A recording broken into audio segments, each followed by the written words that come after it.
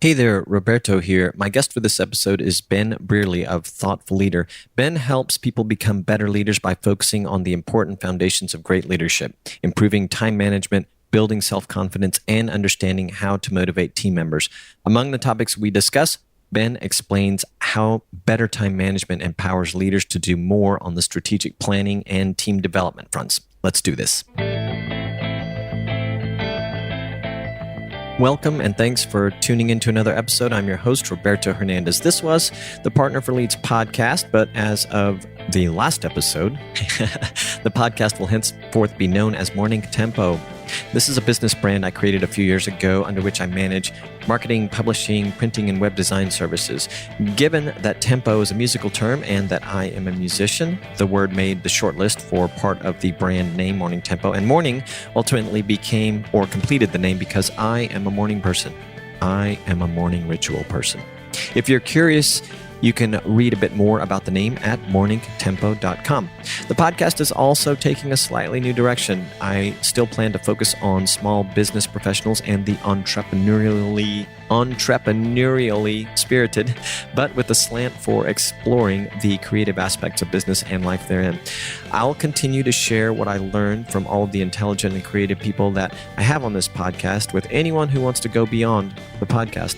So if you want to know about new episodes, plus get a morsel of knowledge and expertise that I garner from conversations that happen for the podcast, head over to morningtempo.com and sign up for the list. You will get an occasional email from me with tidbits that you can use in your business and your life. No spam, and you can unsubscribe at any time. Okay, to be continued, on to the interview portion of the show.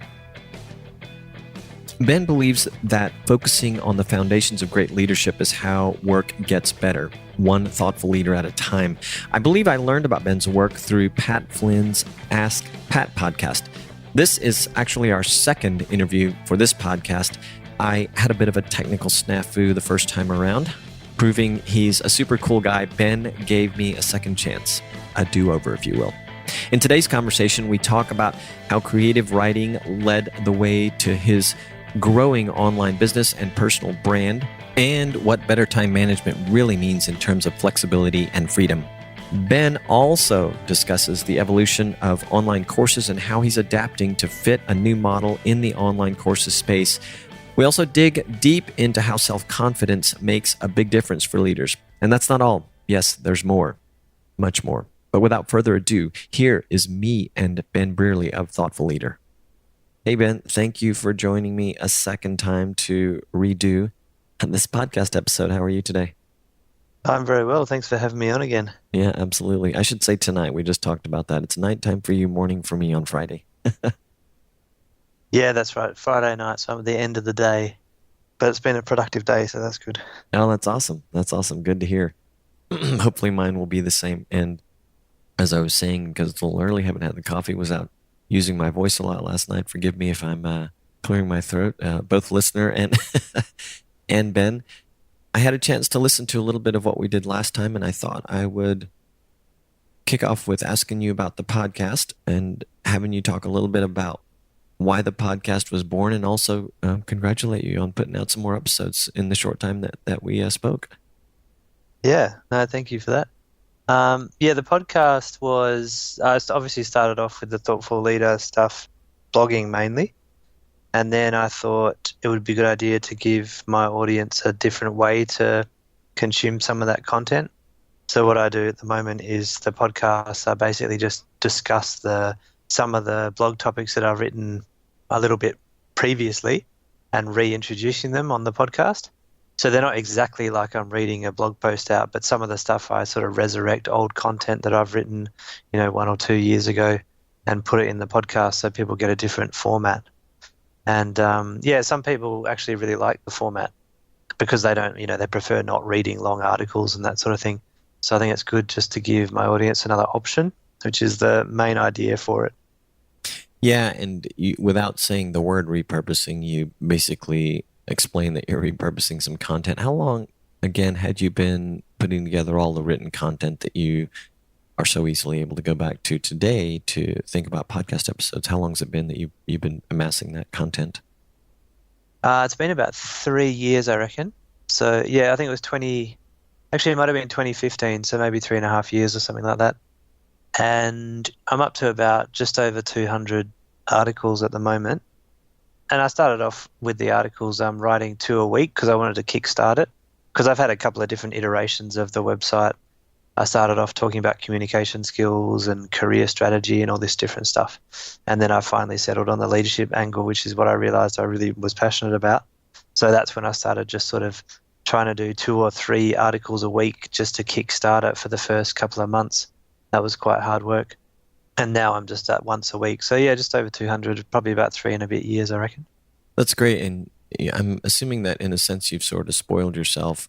You were writing all that content for a couple of years or more, and now you can go back and look at it and create these great podcast episodes. And really wanted to underscore the value for people listening of putting together written content like you have, and also just thinking about ways that you can repurpose it and put it out into another channel. Because as you pointed out, some people really prefer the audio and specifically the podcast format, and it's so convenient. Maybe they're a mix of things of reading and listening, but as I'm fond of saying, you can listen to a podcast almost no matter what else you're doing. Yeah, definitely. That's really wonderful. I completely agree. The written format for me is good for getting my thoughts out and then arranging them in a way that makes sense. Whereas if you did that in a podcast, it would be a lot of gibberish and the listener would have to sort through a lot of stuff before you actually got to a coherent message. Whereas when you're writing, obviously you can edit and change things as you go. So I do a lot of reshuffling as I'm writing to try to get my thoughts out and make them actually come up with something productive. And then the podcast obviously is better if you know exactly the sort of thing you're going to talk about, because otherwise you'd be rambling on and you'd probably lose people pretty quickly. Yeah, and speaking from experience, even putting together an outline and only an outline without having a basis of a really well thought out article, for as you're giving us the example of, you can still get kind of lost in rambling and putting together a solo show. I suppose that's one thing I love about these interviews is that people like you give me so much to talk about almost on the fly, right? I get to do a little research, and you guys give me a lot of fodder for more questions and just share a lot of interesting stuff with us. I remember asking you or pointing out to you that I had seen on your LinkedIn profile that you are self-described as a passionate writer. And I was thinking today you're kind of an accidental writer of sorts, because you also explained to me that you'd been in the world of IT during the 90s and found yourself at a point where you were writing a lot of reports. And I guess at that point discovered your gift or maybe feedback helped you discover your gift for it and kind of set you on this course of writing more and more. Can you run through that for me and for the listeners? I don't want to say again because we did this once before, but could you run through that? Yeah, I started working in IT roles. I was a technical, software developer a while ago now. And then I went into obviously business sort of leadership positions and things like that longer in my career. But yeah, I did have to do a lot of report writing and things like that, particularly when I started doing consulting, which was not really technical IT work, but more management consulting, strategy and things like that. I had to do a lot of writing that way. And I found that I was quite a well-structured writer, but it wasn't really, it was all technical or business content. It wasn't really, my own thoughts or anything as such.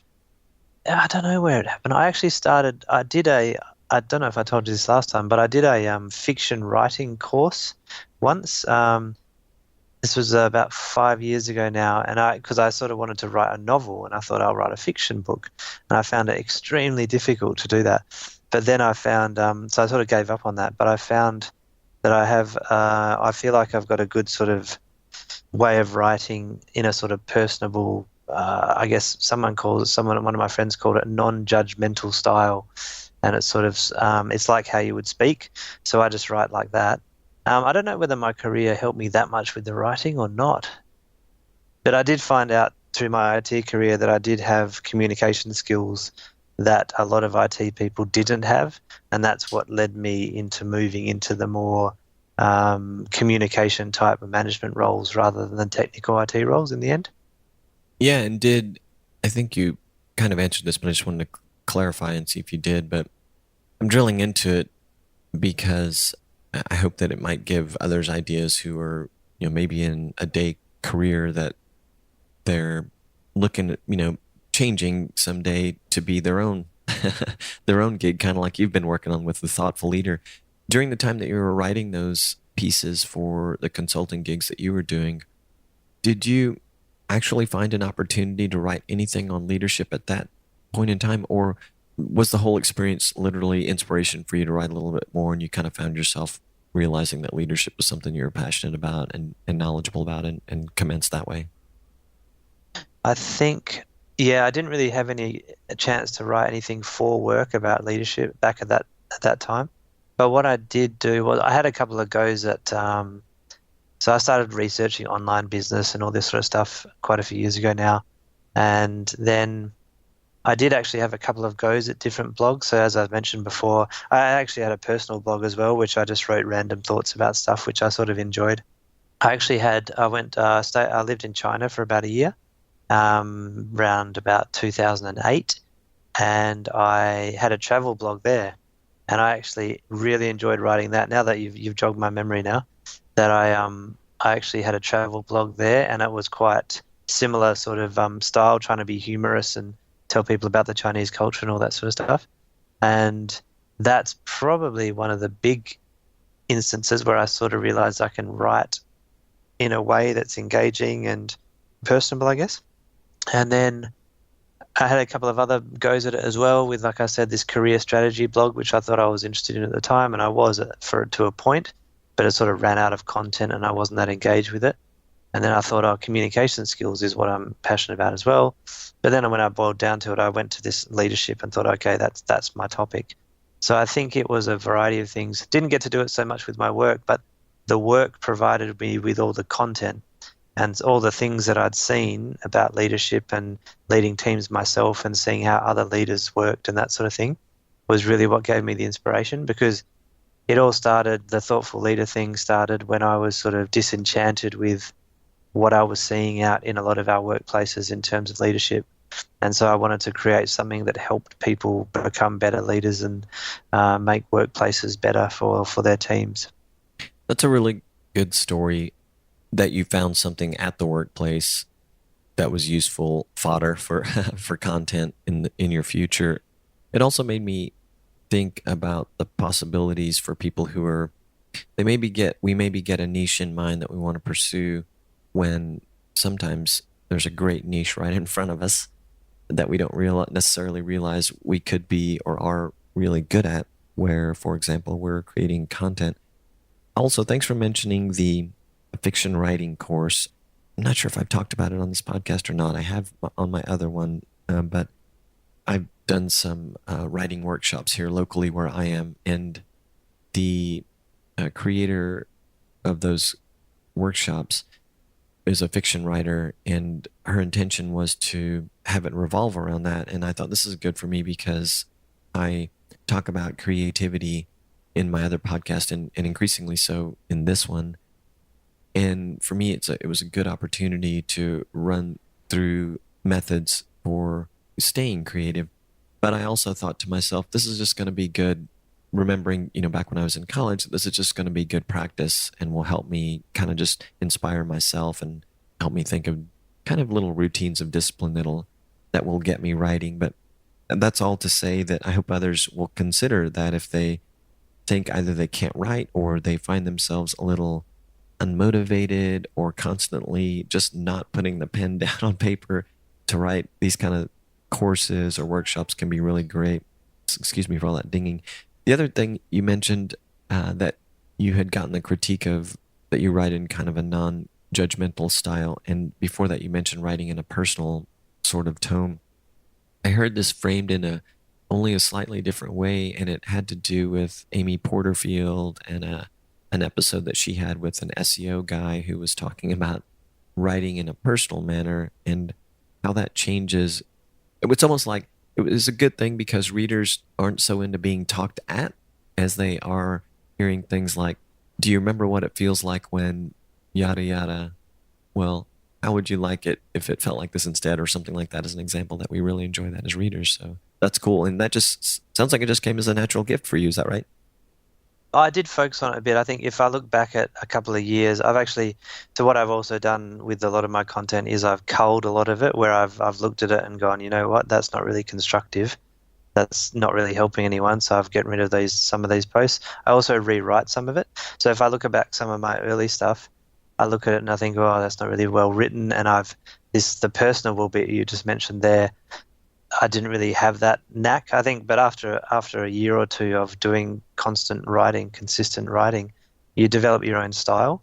So the best way to do it, from my opinion, is just to keep writing and keep doing it. And I found that on the creativity point you raised earlier, when I first started this, I knew I'd already done a couple of blogs before, so I thought, okay, I want to kickstart the content with this and do 2 a week. And when I started doing that, I thought, how am I going to come up with 2 things a week? But I found that the more I wrote, the more ideas I had for future content.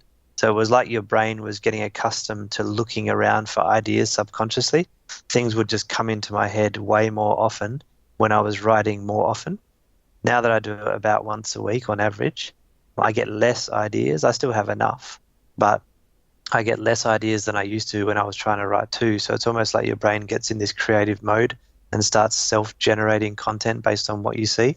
It's quite interesting. I found it, pretty fascinating, actually. Yeah, super interesting. And do you have a kind of scheduled writing time in your week? I'm guessing yes, but if so, what does that look like for you?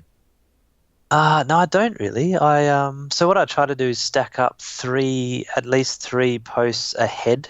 So I try to write when I have time. I might write a couple of posts on a weekend and stack them up. So I just release them once a week. So that means, if something happens, if I get busy at work or I can't write for whatever reason, then I still have those in the pipeline, so I don't miss a week. But I don't really know. I spend a fair bit of time on the weekend writing, but I also get up quite early. So I get up about 5:30 or 5 or 5:30 in the morning on weekdays before I go to work, and I spend an hour and a half to 2 hours either writing or doing something else, like creating products or whatever I'm doing at the certain time. So in the mornings before I go to my day job is probably when I do the most work, really. That's cool. And I was wondering as I asked that question, or maybe before, something I'd heard from a songwriter who says she's just got writing appointments with herself, but she'll often, I don't remember if let's just say they were 2 hours long a couple times a week. They were probably longer, but she talked about this fairly large chunk of time in which nothing really happened, or nothing creative happened for her. But by sitting down and doing that, she's, gotten better and better at it. Still has kind of a routine where not much is coming off, getting its way onto the page at first, but that eventually comes. I'm curious to know if that is your experience when you sit down on Saturdays or whenever you do it, or you got ideas that you've jotted down and you're just chomping at the bit to start working on. I use Evernote as my sort of note-taking system, and I've got a big blog post ideas note in there, which has a list of, there's hundreds in there now. But I noticed that some of them are pulled from my previous work experience, so 3 or 4, 5 years ago, and now if I come and look at them now, I'm not so passionate about writing about them. So, but when I go through the more recent ideas that I've jotted down in that notepad or the note Evernote, some of them I'm just super passionate about writing about, and so I pick the one at the time that I feel I'm passionate about at that time writing. But you're right, it's a similar experience. There's some days when you do sort of sit there and write, and then I rewrite and I rewrite because it doesn't really. I try to work out what I'm actually trying to say. But for the most part, I'm pretty lucky because the notes that I've written down in Evernote, at least one of them will jump out at me as something that I really want to write about at that time. So I've been quite fortunate for that. But there has definitely been times where I've just had to force myself to write, and I've spent an hour or 2 not getting much done, and I end up with sort of a couple of 100 words, and that's about it, because I've rewritten and tried to get to the point. Sometimes I write and it becomes out like a rant, and you think, well, a rant's not going to help anyone. You have to actually write something constructive for your audience, right? So that's where the danger is as well. And I've got better at that recently, but Yeah, there are some times where and I've heard advice before, which is if you want to know how to write, particularly for authors and things, trying to write big books and things like that, you just have to sit down and do it. You just keep writing, even if it's rubbish, you just keep doing it, and sort of get that out of your system. I've heard that advice before as well. I don't know if you've done this, and perhaps at least you get inspired by it, but maybe I heard this, I think, from the same place, that podcast episode with Amy Porterfield, which I will put in the show notes.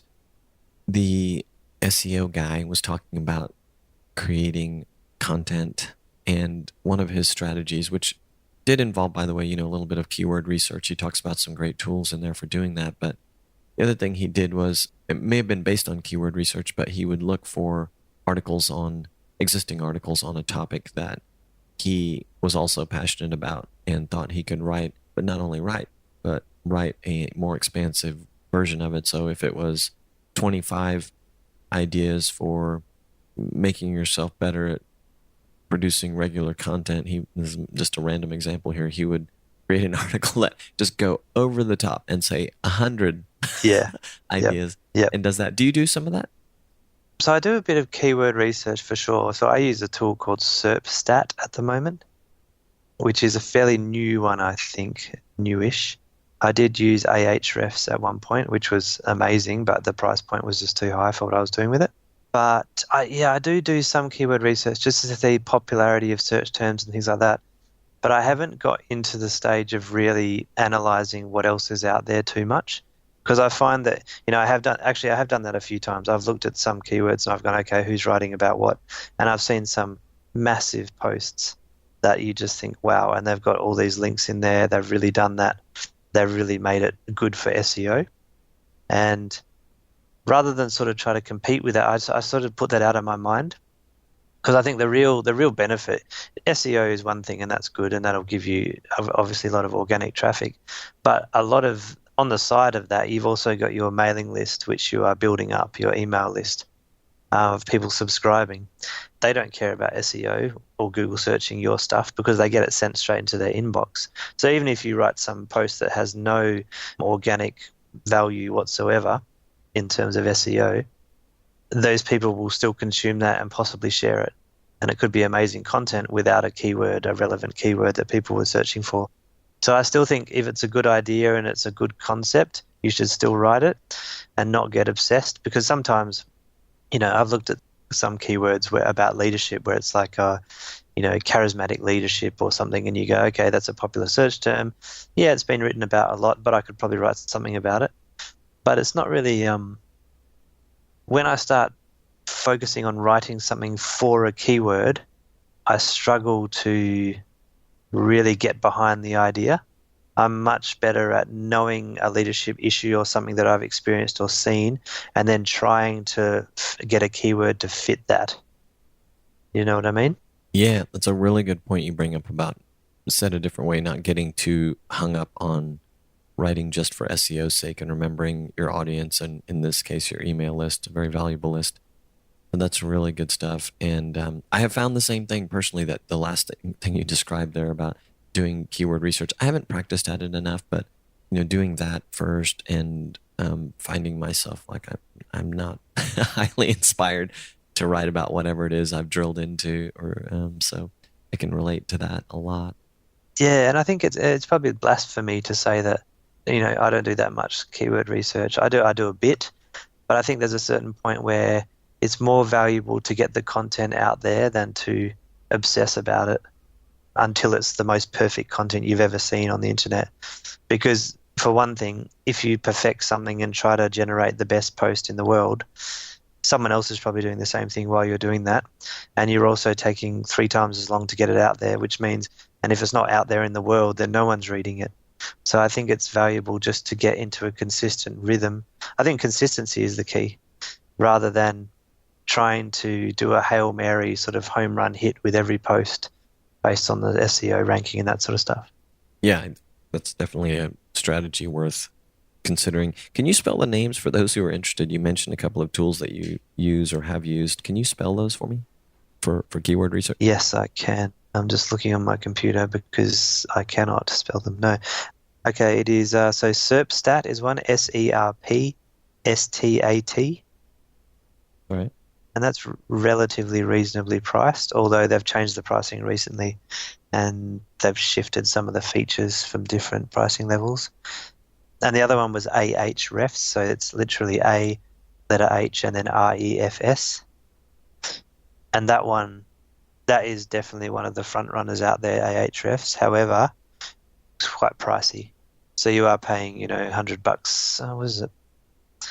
$100 a month or something like that, a couple of $100 a month. Okay, good to know though. Which is, if you've got a huge business going on, that's fine. But when you're sort of bootstrapping and trying to get things up and running, I don't find the value because I don't do as much keyword research as some people would.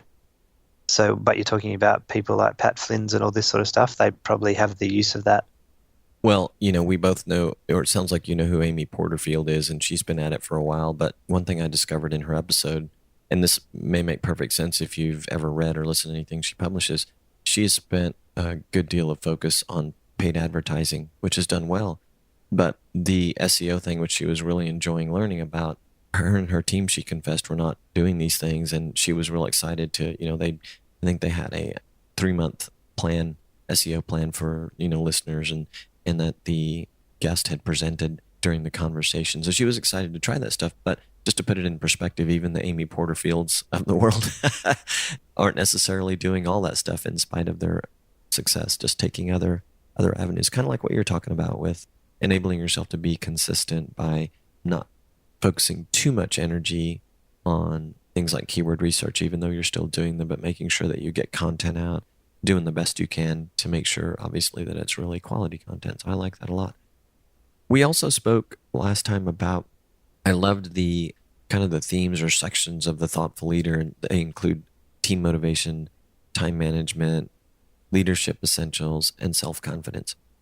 But when I was reviewing part of our conversation last time that didn't come out so great on my end, audio-wise, we had touched on time management. And I think when I went into the original question, it was kind of to find out if there were sort of some common things that were problems for people that are in leadership roles in your world that you experience. But you said something super interesting, though, and it was, you talked about not so much here are the things that people have problems with regard to time management at the beginning, or here are the things you need to do, but you talked about what mastering time management gains you as a leader. Can you talk about it again?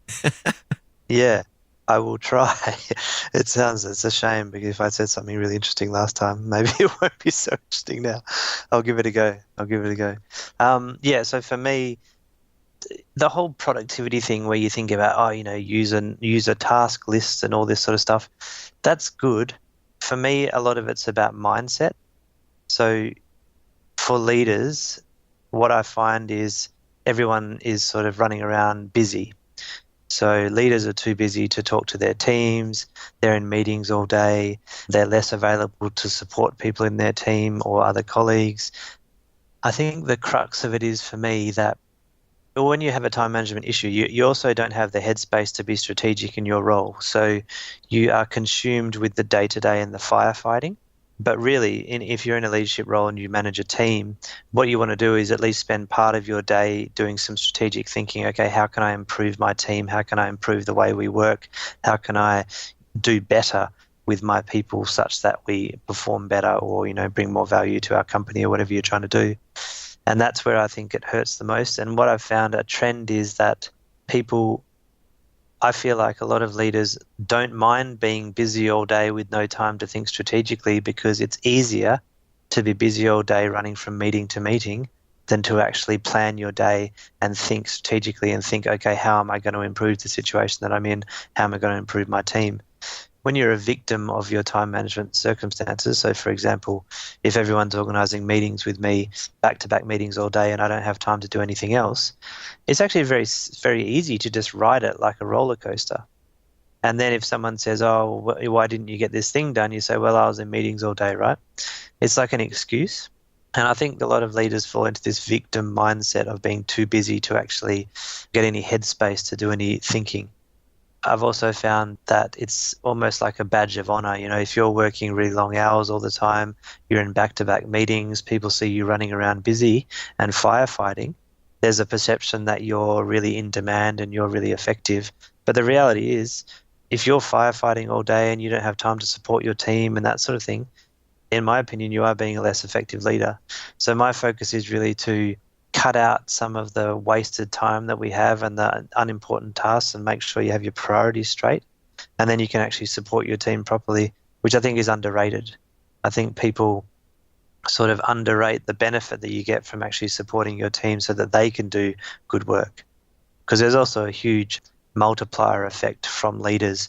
If they aren't managing their time well and they're being erratic and they're getting their team to do silly things because they don't have the headspace to think strategically, they are causing a huge knock-on effect. So, for example, if I've got 10 people in my team and I waste 10 minutes of their time, that's 100 minutes I've wasted, whereas I might have only wasted 10 minutes of my own time.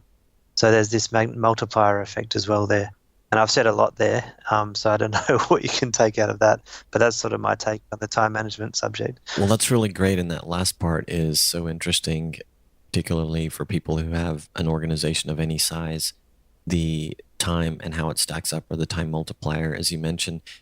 And it's funny, and I last time we spoke and I asked about time management and these other topics, I had not yet had an opportunity that came up recently with my wife, and that was to look at management of a team by a couple of others that we're involved in a business with. And we were just talking about it.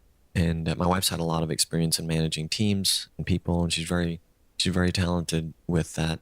And one thing I said to her that I thought would be very powerful to convey is that there are few things more rewarding than helping your team members be the best that they can possibly be and helping them improve in their role in the workplace, helping them climb the ladder, helping them improve in life. And the things that you describe that happen when you're wasting time or you don't have focused priorities, that opportunity to lift the team just goes to the wayside, like you said. I completely agree with you. That's one of the most rewarding aspects, is helping your team get to where they want to go. Some people come to work every day and they don't really love their career, but what they do love is something outside of work. There is still ways to motivate people, even who have hobbies outside of work, and that might be about giving them flexibility with working hours so they can do more things at home or whatever it might be. So there are actually sort of ways to help all kinds of team members. One of the things I sort of preach as well is trying to have my teams work on their day jobs 80% of their day, and then have 20% to be able to focus on side projects that relate to the team or improvement activities to help the team improve. That might be getting rid of manual processes or whatever it might be. So that way you get this 80% where they're focused on their day job, they're consumed on that. Then there's 20% of flexibility where they get more variety in their day and they can do something different to try to improve how the team works. And I think that you can only really do that if your whole team is managing their time fairly well. And obviously, if you're in different industries, it's harder. So, I've worked in consulting where that's a luxury. You're sometimes working 12 to 15-hour days, and that's sort of what you sign up for. But I think in most cases, with normal sort of organizations, you can carve out that time to actually do some work that's slightly different than your day job, and it gives people that little shot of motivation from doing something a bit different. Yeah, something inspiring. And that, man, I hope to get this point, if nothing else, into the ears of people who are at companies where they're in leadership roles. I think that's huge. And a company popped into my mind as soon as you said the 20%, described the 20% thing, and that was Google. They do something very similar with their people and have for a long time, which has resulted in a lot of great ideas that we as consumers benefit from. Another area that from the last conversation, and again from the part of our last conversation that I reviewed before this morning, was self-confidence. You started, and this is one of the, not funnels, I want to say modules, one of the components of the thoughtful leader. And you seemed, when you were talking about it, you seemed really passionate about this too. Why is that, and why should others be passionate about it? I think self-confidence is, definitely one of the foundation pieces that I see as part of good leadership. The reason that is there's just so many knock-on effects of having a self-confident leader or a not self-confident leader, let's say. So for starters, if you look at it from a team perspective, if I'm leading a team and I'm not confident, I'm more likely to second guess myself. I might change my mind on decisions. I might not give a proper direction because I'm not confident in what I'm doing. And that has a big effect on your team in that they will lose confidence in you as a leader. And then they often lose motivation because they don't feel like they're being led by someone who's capable or credible. And in the worst cases, they may think that if they have issues in the team, you won't be able to solve them because you're not a confident leader, and therefore they don't really trust that you'll be able to fix or fight for them or support them appropriately. So that's one side of it from a team perspective. And on top of that, actually, one point I did miss was the more confident a leader is, the more confident their team is, because their team feels like their leader will fight for them and stand up for them, and their leader's capable and competent in solving problems in the workplace. And what that does for culture is I feel like confident leaders actually encourage their teams to speak out about issues in the workplace. So if you are having issues such as bullying, harassment and things like that, particularly, if you have a confident leader leading a confident team, those people in that team are less likely to stand for that type of thing. They're more likely to speak up.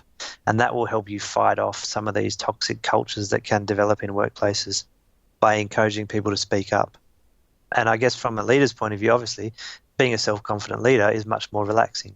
If you're super insecure and not confident in your leadership role, it can actually be really difficult being in that leadership position because you feel like people are second guessing what you're trying to do, and it can actually be quite stressful being not confident. They're the main reasons why I think leadership confidence is huge. And I started recently actually released a coaching program on self-confidence and building self-confidence, which has been a pretty good take-up so far. So that's just going in the next couple of weeks. Yeah, that's brilliant. I just can only imagine how many people jump on that type of coaching. We talked about a slight shift of gears here. You mentioned the coaching program for self-confidence, but I asked you some questions about ebooks because I noticed you had a number of them on the website, which was really cool. And what you told me at the time, though, was you're really looking to get into the online course space. It seemed to be, it's still a trend where while there are those of us who like sitting down with written content, that courses are a big deal. And they are for me too. I like doing them occasionally. There's something about having someone walking almost like in the room with you or talking to you, walking you through some specifics. And it looks like you've actually launched a new one. You had launched possibly your first one or were about to. It looks like you've launched a new one, but can you talk about online courses and where they fit into the big picture of your business now? And while you're at it, maybe mix in there where coaching is and where it will be in your business in the future. Yeah, so when I was talking to you the first time, I think I was creating the Time Management for Leaders online course, which I was in the middle of it doing the filming and editing and all that sort of stuff. And actually, it's obviously quite a lot of work because you've got to do your videos. And so I do a mixture of in-person sort of videos where I'm talking to camera and sort of slide shows with animations where I do voiceover on the slides. But all that takes a while to put together, obviously. So I've released that one. I use Teachable as my online course platform, but there are many others as well. And where I see that fitting in, I've had a bit of a change of heart, actually, in the last couple of months. So I released the Time Management for Leaders one, and I've had fairly good uptake there. But what I find is, and I've been hearing this echoed on podcasts, particularly from Pat Flynn. I don't know if you've come across the Fizzle Show as well. Have you heard those? No, what is it? The Fizzle Show, so Fizzle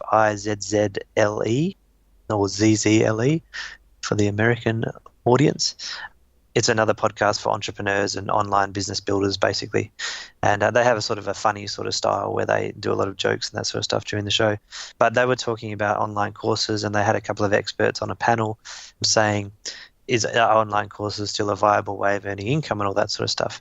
And what I've noticed is, and I've seen this multiple sources now, and even my own experience with my online course, you get people signing up and they'll pay the money and then they won't really complete it. The completion rates are really quite low. So that's a bit of a worry because I think, yeah, okay, that's fine because you get the money and they're not asking for their money back, but they're just not completing the courses. And that doesn't feel good as a creator. Yeah, that's right. And some of them, they haven't even tried it at all. So they have purchased it. It's not like they've taken a few modules and then gone, oh no, this is no good. They haven't even had that chance to see if it's no good. There's a bit of a and what I've done a bit of research on this because I thought, oh no, what's going on here?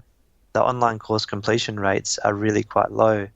So what the idea is now and what I'm really leaning towards, and this is actually what led me to create the coaching program for the leadership confidence.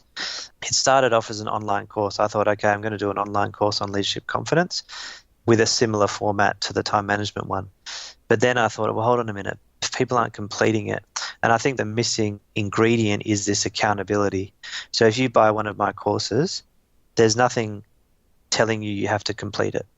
So what I've done with the confidence one is made it a coaching program where there's an online module for 1 week, and then I schedule a 1-hour coaching session the next week. Then the next week is another online module, then a coaching session, online module, coaching session for 6 weeks. So what that does is it means that I can, in the online module, I can give them exercises and things to do, which they will submit, and then I can review them and we can discuss them and try to work on some of the issues or challenges in the coaching session. And it gives you that accountability where they know that they're going to talk to me next week. So they think, oh, wow, I better do these exercises.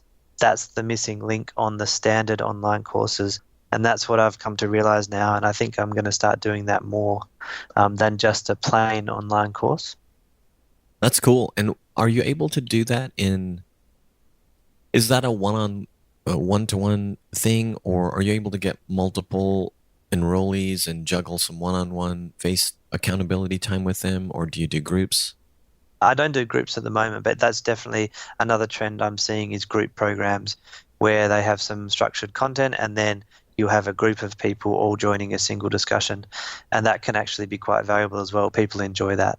I haven't done that yet, so in my format, they just do it individually, and then I have an individual coaching session with them. But the group program is definitely one that I'm seeing emerging as a trend as well. But what it does mean is this. It used to be the whole thing was, if I do these online courses, I can generate passive income. It's obviously less passive when you start doing coaching and things like that because you have to be involved. That's the trade-off, I guess. But I think the accountability aspect of having coaching integrated with some of these online courses is where it's starting to go because people want that accountability. Oh, that's a brilliant idea. I had not heard of this, but it definitely, I mean, that whole accountability thing, and I can speak from personal experience. I'm doing a course now for many, many weeks that arguably could have been completed in, 3 weeks or less, a couple of weeks. So early adopter, enrolled, and I get to these points where I get a little stuck, and thank God, my wife will ask me once in a while, how's that course going? I'm like, I need to, I got to get back on that because I have, I feel like I have benefit and incentive dangling right in front of me, and it's my own doing that I'm not pursuing it. But absolutely, and this is a course by Pat Flynn, if I had an appointment with him next week, I would be getting that module done so I could move on to the next one. So I think it's a great idea. Yeah, the other thing, actually, Pat Flynn suggested this as well. He said with his online courses, he actually goes in, or maybe one of his team does it, and asks people, how are you going? Are you having problems with this module? It seems to be taking you a while, and that sort of thing, to give them a bit of a nudge. So he actually said that on a podcast episode at some point. Oh, nice. I haven't seen that, by the way. Yeah, okay. Maybe it's a different one. He's got multiple courses, so he maybe it's a work in progress, right? Even with sometimes from the outside, it feels like people such as Pat Flynn. And for those of you who are wondering who the hell Pat Flynn is, you can Google smart passive income and find all kinds of wonderful things about him. But as big a machine as it feels like from the outside, that it feels that he's developed, he's still going through iterations of things. And I know he has multiple courses like the one I'm doing, so he's maybe trying that on some other ones. I will say that he's doing he has an active Facebook group, and he does this office hours thing, which I find very curious. I've only dropped in on it once, but I've thought about doing that myself to see if people would take me up on the time, because it's pretty cool for anyone who wants to shoot a question. And he literally is sitting there working, and it's interesting in that he's not 100% he's doing stuff. So he might actually say, okay, guys, hang on a minute while I answer a message, but he's there at the same time and spending time with people who want to ask questions, which is cool. Yeah, no, that's another way to do it, actually. Yeah, you should try that out too, see how it goes. And I would really love to hear how the new format for the online course progresses for you. So hopefully we can make the opportunity to do a check-in and hear how that develops. And it was also interesting to hear you say in a relatively short time, but I know you're at the very beginning of the online course that you've had a bit of a change of heart in the way you're going to do it. And it just speaks to trying things in iteration and allowing yourself to evolve. Yeah. Yeah, with the online course stuff, I guess I'm a bit of a latecomer, really, because online courses have obviously been around for ages, but I just got around to, making my first one a couple of months ago.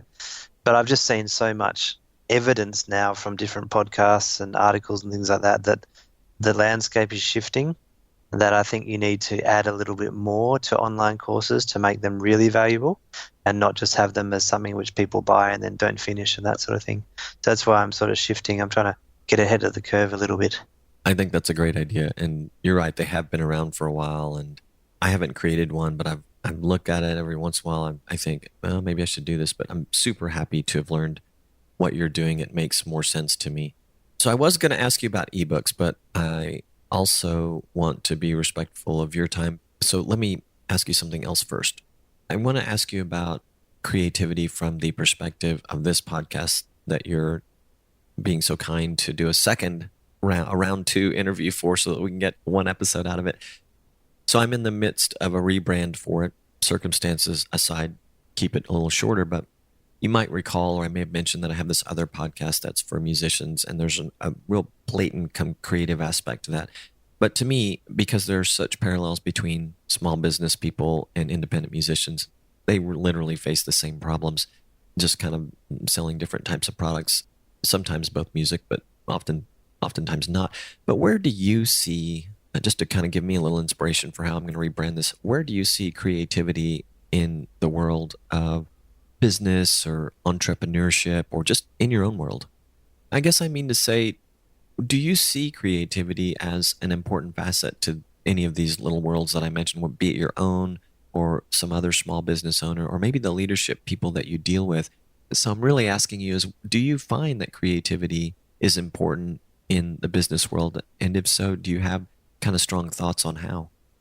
That's an interesting question. I don't think I've thought of that.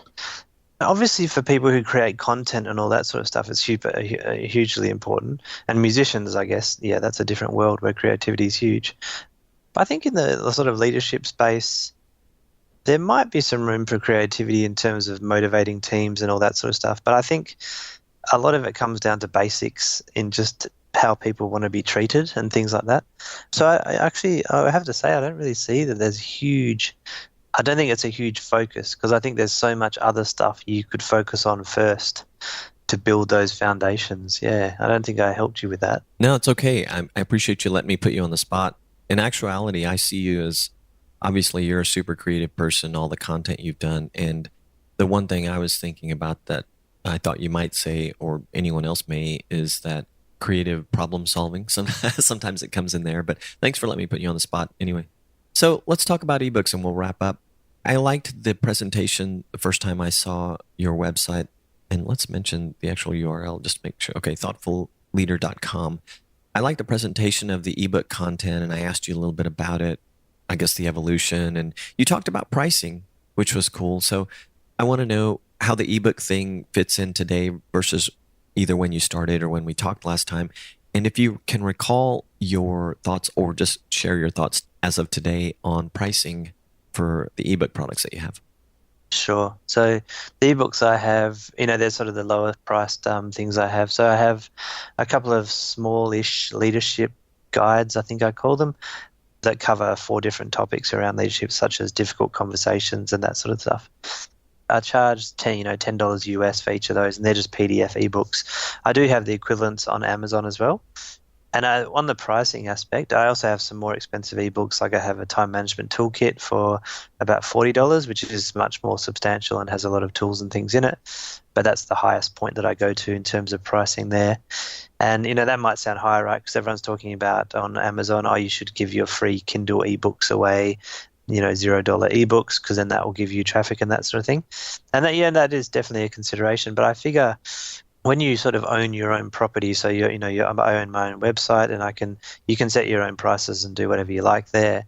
So I figure I set sort of a reasonable price. $10 is not too ridiculous, but it's bigger than a 1 cent ebook or whatever on Amazon.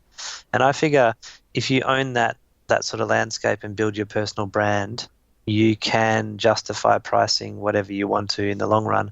Although I think for me personally, ebooks now are starting to play less and less of a role. I'm starting to look at more interactive means of getting people involved, because I think, a lot of people, it's a similar thing. You might buy an ebook and read it and then you sort of forget about it. Whereas with coaching programs and things like that, it's a bit more interactive. When you learn things that way, it tends to stay with you a bit more because of that interaction. So the ebooks are becoming less part of what I want to do. But ultimately, they were great, though. They're great. I don't want to discount the value of them, because sitting down and writing an ebook and structuring your thoughts and presenting it in a certain way is actually really quite valuable for shaping my thoughts. So I can use some of the stuff that I wrote in my ebooks in, public speaking and that sort of stuff. So it is actually really valuable, and I don't regret it, but I think it is becoming a smaller part of my sort of products. Yeah. Yeah, sure. I'm glad that you still feature them there for what they do still sell. Clearly, the trends are always changing toward what's going to help you create a sustainable business and what your audience wants. So, but they look great. Last time, I guess I'll mention something that you did last time about the ebook format versus the Amazon format, that most, if not all of your ebooks have certain, I don't know if you said exercises or certain tools, maybe a visual component that is not exactly in, say, a Kindle format. So, and that's why you have those PDF versions there for those who are maybe interested in checking them out. So Ben, thanks again for spending time with me. Is there anything that you would like to suggest or ask listeners on the leadership front, or maybe just on the weekend ahead front? In terms of leadership, that's an interesting questions to ask. Well, if they are leaders, actually, I would ask your audience, what are the biggest leadership challenges they're having with their teams? If they lead teams in their workplaces, I would love to, because your audience deals a lot with small business and things, don't they? Mm-hmm.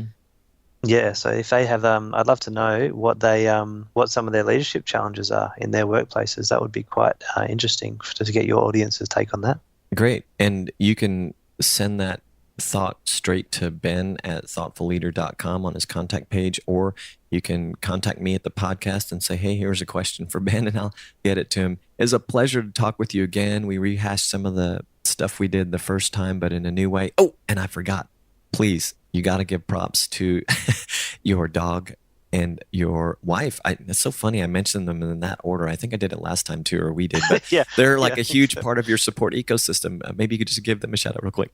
My wife would mention the dog first as well.